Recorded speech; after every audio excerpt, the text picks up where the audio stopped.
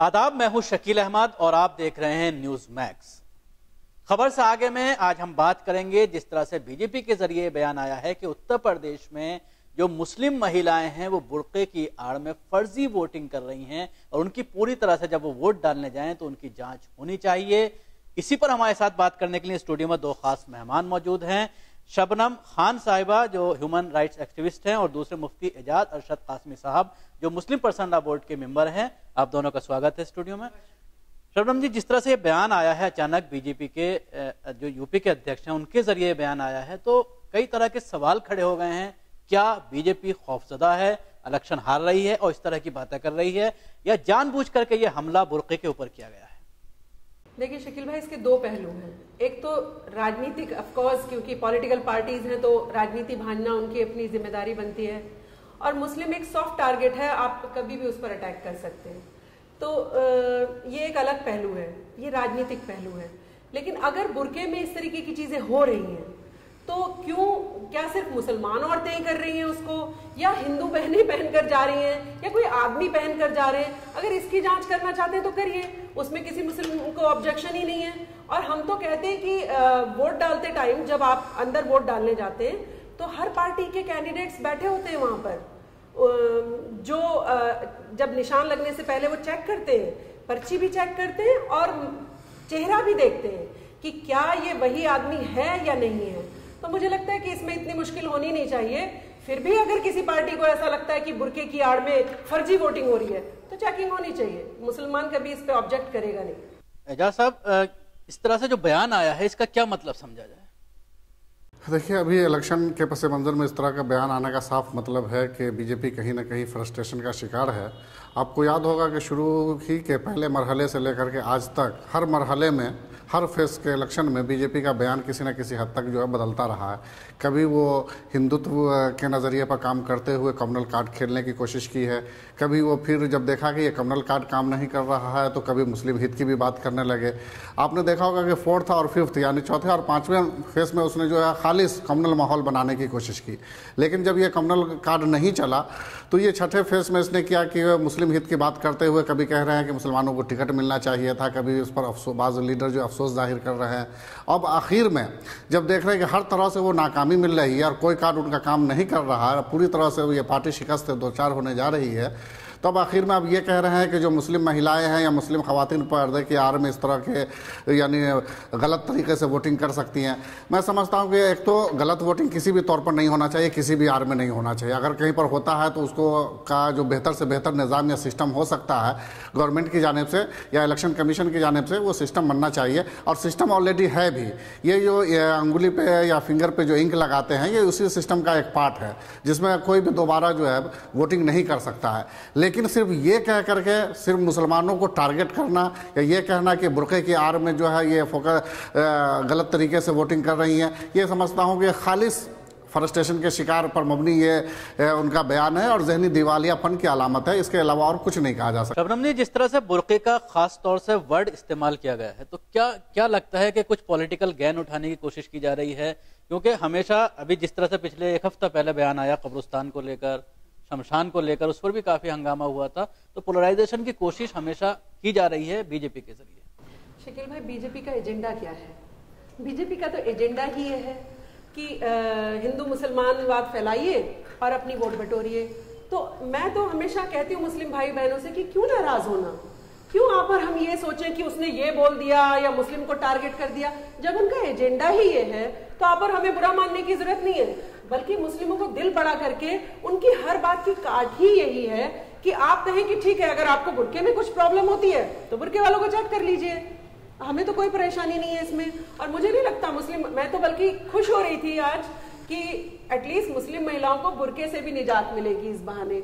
अच्छा हो वो अच्छा सा दुपट्टा ओढ़ कर आए और अच्छे बढ़िया कपड़े पहन कर आए, शानदार तरीके से वोटिंग कर पाए, तो मैं तो खुश हूँ इसके लिए।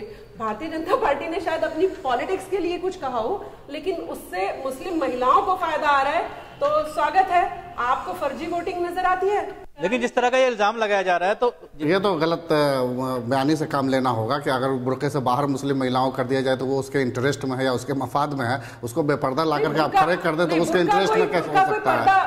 बुर्का पर्दा नहीं है, पर्दे के अलग अलग। शबनम जी वो दूसरा टॉपिक बदल सारे तरीके, चाहे वो हिजाब के जरिए से किया जाए, बुर्के के जरिए से तरीके हैं, या नहीं तो पर्दे से बाहर कर देने से क्या हो जाएगा? ये मुस्लिम इंटरेस्ट में हो जाएगा। बहनें वोट डालने नहीं आ जाती, इसकी कौन गारंटी लेगा? अरे वो जाती हैं, करती भी हैं वो, लेकिन ये कह देना आपका कि पर्दे से बाहर करना मुस्लिम इंटरेस्ट में है, महिलाओं के इंटरेस्ट में है। पर्दा बुर्के से उसका कोई लेना देना नहीं है ना, इस्लाम का बुर्के से कोई लेना देना। पर्दे का चाहे वो हिजाब हो या दुपट्टे हो या जो भी शक्ल हो, तो आप उसको कह देंगे कि बुर्का से बाहर कर देने का मतलब ही वही है। इस तरीके का पर्दा करना चाहती है नहीं, आप नहीं आप उसको मुस्लिम इंटरेस्ट में कैसे कह सकती हैं? मुस्लिम क्यों नहीं है? मुस्लिम महिलाओं के इंटरेस्ट में है कि बेपर्दा होकर के जाए। वो अलग टॉपिक है, उस पर अलग से बहस हो सकती है, वो एक अलग टॉपिक है।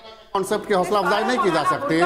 बुर्का करके उसको, अरे मौलाना कहाँ किसी के ऊपर डंडा मार के थोड़े किसी को बुर्का पहना रहे हैं। मौलाना जिसकी मर्जी है पहने, जिसको मर्जी है नहीं पहने। प्रेशर है आप लोगों का, हम लोगों का प्रेशर तो कोई चल रहा है? आप जमीन पर हम लोगों का प्रेशर है तो आप पर क्यों नहीं प्रेशर बना? गाँव घूम कर देखिए शकील भाई किस तरीके का माहौल है। अरे वो उलमा को वो फॉलो करते हैं, उलमा को अपना मुक्तदा मान। ऐसा वो अलग टॉपिक है, उस पर अलग से एक बहस हो सकती है। अभी बात कर रहे हैं कि हम जिस तरह से बीजेपी का जो बयान आया है उस टॉपिक पर अभी हम इस पर बात कर रहे हैं।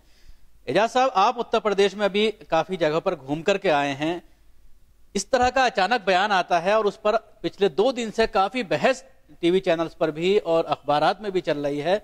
लेकिन अगर देखा जाए तो पहले से एक सिस्टम मौजूद है जिसमें चेक किया जाता है, महिला कर्मचारी भी वहां पर सुरक्षा में होती हैं और वो बाकायदा अलग से जो एक पर्दे का इंतजाम होता है, वहां पर उनका चेहरा जरूर मिलाया जाता है, वोटर आईडी कार्ड या जो भी शनाख्ती कार्ड होता है उनके पास उससे। तो आखिर ये इस तरह का बयान देने की क्या जरूरत पड़ गई? जो भी इस वक्त हमारे सियासी लीडरान हैं, ऐसा लगता है कि वो पूरी तरह से जहनी दिवालियापन के शिकार होते जा रहे हैं। 2014 के लोकसभा इलेक्शन में ऐसा महसूस हो रहा था कि अब यहाँ हमारे हिंदुस्तान में जो इलेक्शन का रुख है वो दूसरी तरफ जा रहा है, यानी विकास के मुद्दे पर लोग वोटिंग करने लगे। लेकिन फिर अभी जो यूपी का इलेक्शन है जिसमें जिस तरह से जात पात को हवा दी जा रही है, मजहब को हवा, जबकि सुप्रीम कोर्ट ने इस पर सख्ती से उसका ऑब्जर्वेशन भी आया है कि कोई भी पॉलिटिकल पार्टी जात पात का इस्तेमाल नहीं कर सकती, मजहब का इस्तेमाल नहीं कर सकती। उसके बावजूद जो हमारे प्रधानमंत्री हैं एक बड़े ओहदे पर रहते हुए और इतनी सतही बातें करने लग गए हैं, कभी कब्रिस्तान की बातें, कभी शमशान की बातें और इस तरह की निचली सतह की बातें जो उनके मनसब के और उनके वकार के भी खिलाफ है। तो ये अंदाज़ा होता है कि हमारी पॉलिटिक्स अब निचली सतह पर कहाँ तक जा रही है। वहाँ जो ये भी इन्होंने जो बयान दिया है मौर्या ने, यह भी वहाँ के पार्टी के अध्यक्ष है बीजेपी के उत्तर प्रदेश के और एक बड़े ओहदे पर हैं, उसके बावजूद इस तरह का बयान देना, खासतौर से बुर्के को टारगेट करना, उनको एक कॉमन बयान देना चाहिए था कि कोई ऐसा तरीका इख्तियार किया जाए या ऐसा इंफ्रास्ट्रक्चर डेवलप किया जाए जिसमें कहीं भी फॉल्ट जो है न हो, किसी भी तरह की जो है बोकस वोटिंग न हो। इस तरीके से कॉमन बयान देना चाहिए और हर आदमी उस बयान का स्वागत करता है। लेकिन खालिस बुर्के को और मुसलमान को टारगेट करना। चुनाव आयोग है, सुप्रीम कोर्ट मान्य है, सुप्रीम कोर्ट का इतना बड़ा डिसीजन है, तो क्यों पॉलिटिकल पार्टी तो पॉलिटिक्स करेंगी, उसमें बुरा मानने की कोई बात नहीं। क्यों चुनाव आयोग और सुप्रीम कोर्ट इसको सो मोटो नहीं लेता है कि आप सिर्फ मुस्लिम को टारगेट नहीं कर सकते? हमारे देश में सबसे बड़ी परेशानी है कि सजा किसी को नहीं मिलती, जिसका जो मन आया। आप देखिए, जब हिंदू मुस्लिम कहना ही मना है चुनाव में, तब भी कोई कह रहा है मैंने मुसलमान को इतनी टिकट दी, कोई कह रहा है मैंने हिंदू को इतनी टिकट दी, कोई कह रहा है मैंने ब्राह्मण को टिकट दी। अरे तो चुनाव आयोग किसके लिए बनाया गया है? सुप्रीम कोर्ट का फिर क्या फायदा है? अगर इस तरीके से धज्जियां उड़ाई जाएंगी कानूनों की, तो फिर मुझे लगता है फिर तो ये देश किस तरफ जा रहा है, आप पर हम देख ही सकते हैं। इलेक्शन से कुछ दिन पहले ही सुप्रीम कोर्ट का डिसीजन आया था कि मजहब का नाम का इस्तेमाल नहीं, उसमें हम लोगों में जो एक्टिविस्ट है उसकी जिम्मेदारी है कि वो इलेक्शन कमीशन में जो है इस तरह की पिटीशन दाखिल करे और उसके लिए जो है कोई जाए। अब जाहिर है कोई घर से उठ करके जो हाउस वाइफ जाकर के थोड़े कंप्लेन करेगी। चुनाव आयोग को सोमोटो लेना चाहिए चुनाव आयोग को कि आप सिर्फ बुर्का का ही क्यों आए? फर्जी वोटिंग भी कह सकते थे कि देखिए फर्जी वोटिंग हो रही है, इस पर रोक लगाई जाए। तो आप अगर बुर्का का ही नाम ले रहे हैं, इसका मतलब आप एक किसी धर्म को इंगित करने की कोशिश कर रहे हैं। तो ये सोमोटो ले, सुप्रीम कोर्ट भी ले सकता है और इनको सजा भी मिल सकती है भारतीय जनता पार्टी को। मुफ्ती साहब, इस तरह के बयान कोई नई बात नहीं है। पूरा इलेक्शन के सीजन में अगर 2 महीने का देखा जाए तो इस तरह के बयान 10 बयान आए, प्राइम मिनिस्टर के जरिए आए। अब जिस तरह से परसों का जो बयान था अन्नास को लेकर, उस पर काफी उनकी आलोचना भी की जा रही है और पूरा वो झूठ साबित हुआ। लेकिन जहां तक मजहबी मामलात की बात है, जिस तरह से इस्तेमाल किया जा रहा है, खासतौर से कब्रिस्तान वाला जो मामला हुआ था, तो उस पर इलेक्शन कमीशन को भी नोटिस लेना चाहिए था, लेकिन नहीं ले रहा है। तो इससे क्या बात साबित होती है? नहीं, देखिए, इलेक्शन कमीशन को यकीनन नोटिस लेना चाहिए, और वहाँ अगर इलेक्शन कमीशन के इल्म में अगर ये बात नहीं पहुँची है तो हम में से कोई आदमी, कोई ऑर्गेनाइजेशन या कोई एक्टिविस्ट वहाँ रिटर्न कंप्लेन भी कर सकते हैं, और करना भी चाहिए, और हो सकता है किसी ने किया भी हो। वैसे तो हर जगह जहाँ जहाँ भी इन लीडर्स की स्पीचेज होती हैं वाला, वहाँ इलेक्शन कमिश्नर के बाज़ाब्ता कैमरामैन होते हैं जो रिकॉर्ड करते हैं सारी स्पीच, और फिर बाद में वो मायना करते हैं। लेकिन इलेक्शन कमीशन का अपना एक प्रोसेस होता है, वो बहुत बाद में उसका जायज़ा लेते हैं और बाद में जाकर के उसके खिलाफ कार्रवाई करते हैं। लेकिन अगर फौरी तौर पर अगर कोई स्टेप उठाया जाए तो उसके लिए ज़रूरत पड़ती है कि कोई ऑर्गेनाइजेशन उसमें फौरी तौर पर वहाँ जाकर के शिकायत दर्ज कराए, वरना अगर उन्हीं के ऊपर छोड़ दिया जाए, इलेक्शन कमीशन के ऊपर छोड़ दिया जाए तो वो टाइम लगाएंगे। लेकिन अभी यूपी के इलेक्शन में जिस तरह का माहौल बनाने की कोशिश की गई, ये यकीनन उससे जो लगता है कि हमारे जो पॉलिटिकल लीडरान हैं उनका जो एक मोरल गिराफ है वो बहुत ही डाउन हुआ है, बहुत ही नीचे हुआ। खासतौर से भाजपाई लीडरान जो है, उन्होंने बताया, मिसाल दिया कि 2014 का जो लोकसभा इलेक्शन था उसमें खालिस डेवलपमेंट के मुद्दे पर इलेक्शन हुआ था, और ऐसा लग रहा था कि अब हमारे नौजवान भी जो है जात पात से ऊपर उठ करके और इलेक्शन करना चाहते हैं, और डेवलपमेंट के मुद्दे पर जो है उन्होंने प्राइम मिनिस्टर को चुना भी, मोदी को। लेकिन उसके बाद खुद नरेंद्र मोदी इस सतह पर आ जाएंगे, ये किसी को नहीं समझ में आ रही है बात की, वो इतनी निचली सतह पर बात करने लगे। शबनम जी, अगर बात की जाए विपक्ष की,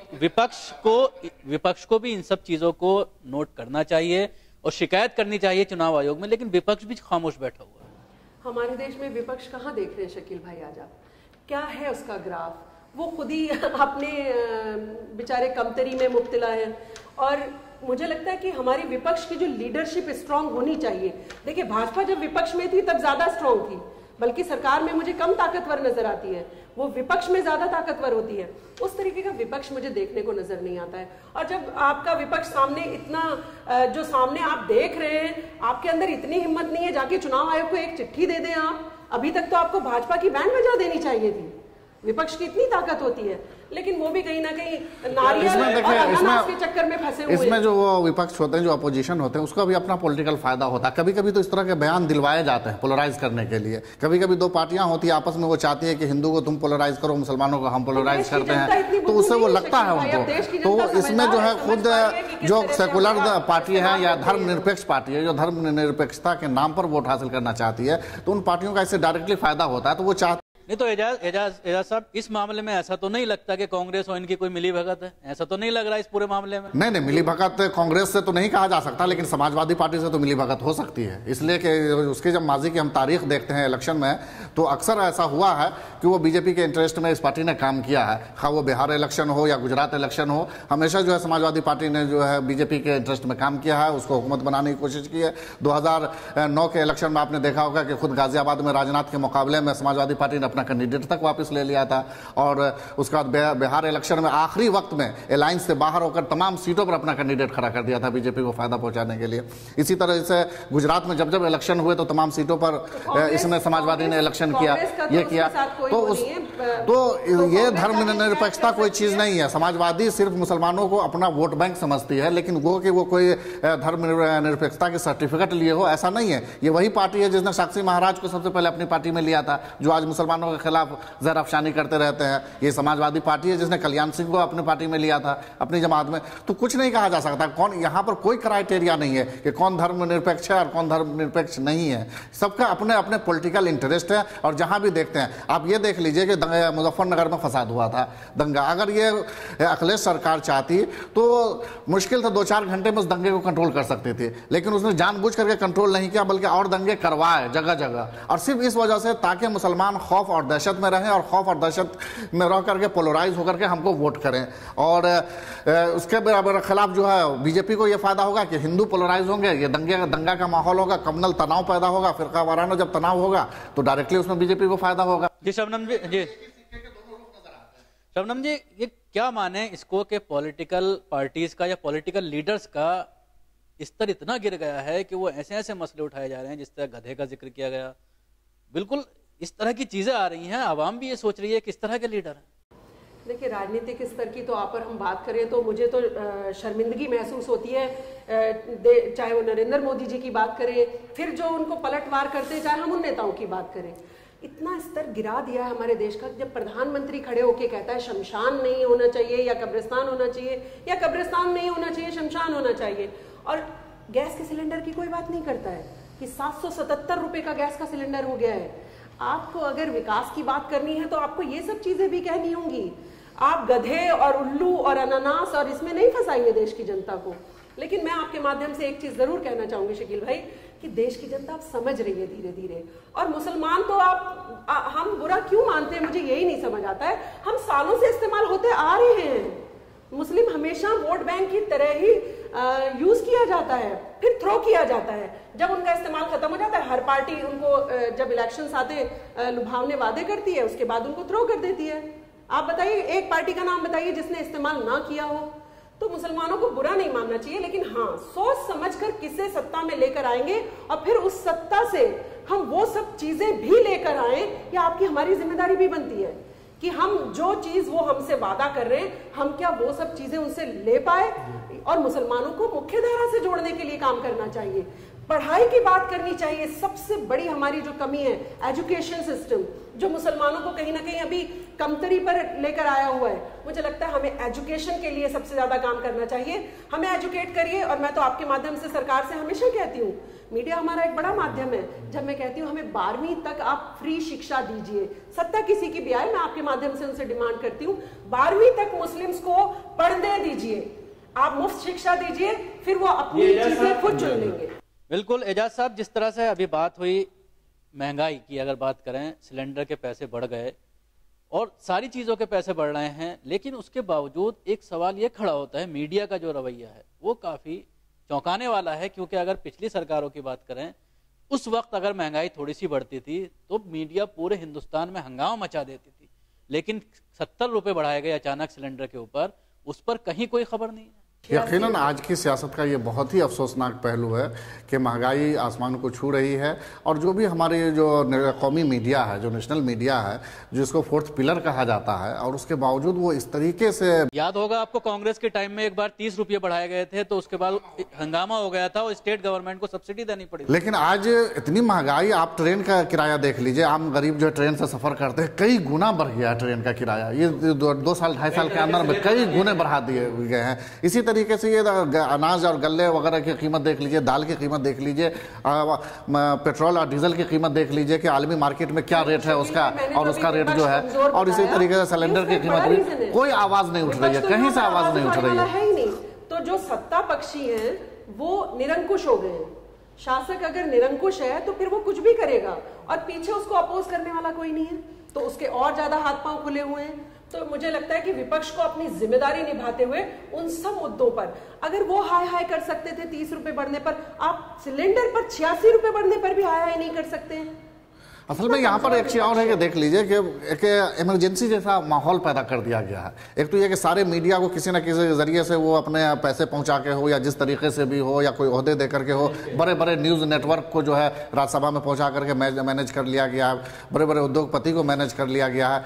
और इतना ही नहीं, अगर कोई NGO आवाज़ बुलंद करती है तो कभी उसका FCRA ख़त्म कर देते हैं, कभी उसको टॉर्चर करते हैं, कभी उसके खिलाफ जो है इंक्वायरी बिठा देते हैं। तो इस तरीक़े से ऐसा लगता है कि जो जिस डेमोक्रेटिक सेटअप में हम रह रहे हैं, वो डेमोक्रेसी की कहीं ना कहीं धज्जी उड़ रही है आज की डेट में। और जिस तरह से एक आज़ादी होनी चाहिए, फ्रीडम होना चाहिए हमें ज़बान की, बयान की और क्रिटिसाइज़ की, वो आज़ादी भी अब धीरे धीरे ख़त्म होती जा रही है। आप ज़्यादा क्रिटिसाइज़ भी नहीं कर सकते। अगर ज़रा सी आप तनकीद करते हैं, क्रिटिसाइज़ करते हैं, तो उसके खिलाफ जो है उसको लोग अपनी अना का, ईगो का मसला बना लेते हैं। और किसी न किसी हद तक देखते, वो ये नहीं देखते कि हमारी कमी पर क्रिटिसाइज़ हो रहा है, बल्कि वो ये देखते हैं कि वो हमारे दुश्मन है, हमारा अपना मुखालिफ बना लेते हैं। तो ये सब चीज़ें जो हैं कहीं भी डेमोक्रेटिक सेटअप के खिलाफ जाता है। और ये हमारा मुल्क जो दुनिया में सबसे बड़ा ये सेकुलर देश है, और उसमें अगर इस तरह की चीज़ हो तो हम सबकी जिम्मेदारी बनती है कि उस सेकुलरिज्म की हम हिफाजत करें, अपने डेमोक्रेटिक सेटअप की हिफाजत करें। बिल्कुल शबनम जी, जिस तरह से आज के दौर में सबसे बड़ी पावर जो निकल कर सामने आ रही है वो है सोशल मीडिया, लेकिन उस पर आप अगर कोई इस तरह की चीज़ डालते हैं तो अचानक सैकड़ों लोग निकल कर आ जाते हैं और आपके खिलाफ एक मुहिम शुरू कर दी जाती है। तो कहीं ना कहीं इसको भी पूरी तरह से मैनेज किया जा रहा है बीजेपी के जरिए। देखिए, बीजेपी के जरिए नहीं, ये हर पॉलिटिकल पार्टी ने अपने पिट्ठू छोड़ रखे हैं कि जैसे ही आपके अगेंस्ट कुछ दिखाई दे आप उस पर हावी हो जाइए। जैसे हम भी कुछ लिखते हैं, अगर वो सरकार के अगेंस्ट है तो एक बड़ा तबका हमें धमकाने भी लग जाता है, वो चाहे कोई भी इशू हो।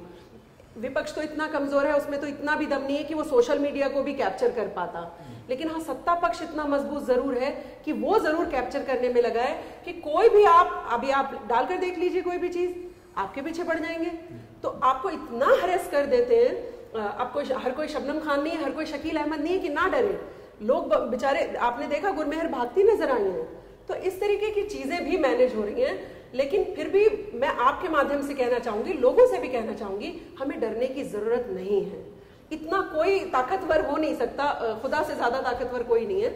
आपको हमें अपनी आवाज बुलंद करनी है, और आप तो हमारा बड़ा माध्यम है। जो बात हम कहना चाहते हैं वो आप हमारी आवाज पूरे देश तक और सरकार के कानों तक पहुंचाते हैं। तो मुझे लगता है कि हमें डरने घबराने की जरूरत नहीं, और ना मुसलमानों को किसी से घबराने की जरूरत है। मुसलमानों का कोई बाल भी बीका नहीं कर सकता। हम अपने देश के संविधान के हिसाब से रहते हैं, और हमें गर्व है कि हम भारतीय हैं। तो इनके डराने से, पिट्ठों के डराने से डरने की जरूरत नहीं है। और जिसको जैसे जीना है, जो तरीका है हर एक का, वो उस तरीके से जिए। लेकिन शकील भाई, डराते तब हैं जब आप डरते हैं। हम डर रहे हैं इसलिए वो लोग डरा रहे हैं। डरना छोड़ दीजिए। एजाज साहब, ये किस तरह का माहौल क्रिएट किया जा रहा है? एक डर के साए में लोग रह रहे हैं, या किसी को खरीदा जा रहा है, किसी को डराया जा रहा है, किसी को धमकाया जा रहा है? देखिए, घूम फिर के बात वहीं आती है कि सब का सब जो है एक पॉलिटिक्स है। सच्चाई ये है, एक तो ये आरएसएस, इसकी बुनियाद ही जो है एंटी मुस्लिम पे है। तो हर मुमकिन अभी जिस तरह से डीयू का मामला सामने आया है, उसमें जिस तरह से रोज आना एबीवीपी के जरिए नई नई चीजें निकलकर सामने, एबीवीपी की जो है गुंडागर्दी है कि वो कोई लड़की उसको अगर अपना आवाज बुलंद करती है, उसका फादर एक लड़की का शहीद हुए जंग के अंदर, अगर वो अमन सलामती की बातें करती है तो उसको कहते हैं कि वो देशद्रोही है। तो ये तो बहुत बड़े दुर्भाग्यपूर्ण बात। उसके कई वीडियो ऐसे निकाल कर ला देते हैं अचानक, उल्टे सीधे जो है वीडियो उसके खिलाफ जारी कर देते हैं। तो ये चीज नहीं है। देश के खिलाफ बोलना एक अलग चीज है। किसका इंतजार कर रहे हैं आप? सजा दीजिए उसको। लेकिन किसी को जबानो बयान की पाबंदी लगा देना, ये जो फ्रीडम ऑफ स्पीच जो है इस पर पाबंदी लगा देना, ये तो बहुत ही दुर्भाग्यपूर्ण बात होगा। और उसके लिए एबीवीपी वाले जिस तरह की गुंडागर्दी करते हैं, कभी जेएनयू में, कभी दिल्ली यूनिवर्सिटी में, यही चीज वाले जो है, यही चीज बहुत गलत है। देश के खिलाफ बोले आप उसे सजा दीजिए। आपके पास प्रूफ भी है, आप जेब में लेकर घूमते रहते हैं, कानून के पास क्यों नहीं पहुंचते हैं? आपके पास इतने सारे प्रूफ होते हैं कि देखिए ये लड़की ये थी, वो थी, इसने ये नहीं कहा, वो कहा। और आपके पास वो भी है कि देखिए इस आदमी ने यहाँ पर देश के खिलाफ नारा लगाया। कानून के पास जाइए ना फौरन। यही सबसे दुर्भाग्यपूर्ण बात तो यही है कि लोग लॉ एंड ऑर्डर को अपने हाथ में ले लेते हैं। अगर किसी ने गलती की या कोई अगर गलत तरीके से एंटी नेशन अगर बयान दे दिया, तो जरूरत इस बात की है कि उसके खिलाफ कार्रवाई हो, उसको कोर्ट में पेश किया जाए। अगर लॉ एंड ऑर्डर को अपने हाथ में ले लेंगे तब तो पूरा बदनज़मी का शिकार हो जाएगा पूरा। शुक्रिया दोनों मेहमानों का स्टूडियो में आने के लिए। हम इस प्रोग्राम के जरिए हम बात कर रहे थे जिस तरह से उत्तर प्रदेश में इलेक्शन अब आखिरी मराहिल में है, लेकिन उसके बावजूद तरह तरह के बयानात जो पॉलिटिकल लीडरान के जरिए, खासतौर से बीजेपी के लीडरों के जरिए जो आ रहे हैं, जो बुर्के का जो बयान करंट आया है उसको लेकर मुसलमानों में काफी बेचैनी है। हालांकि जो बयान आया है वो एक पूरा पॉलिटिकल है। उससे पहले एक चेकिंग का, फ्रेस्किंग का पूरा सिस्टम मौजूद है। जो भी वोट डालने जाता है उसको बाकायदा चेक किया जाता है, चाहे वो मर्द हो चाहे वो औरत हो, उनकी पूरी चेकिंग होती है। बाकायदा कार्ड चेक किया जाता है, जो उसका आईडी प्रूफ है वो चेक किया जाता है, और उसके बाद उसको वोट डालने की इजाजत दी जाती है, और उसके ऊपर उंगली पर निशान भी लगाया जाता है ताकि दूसरा वोट वो ना दे सके।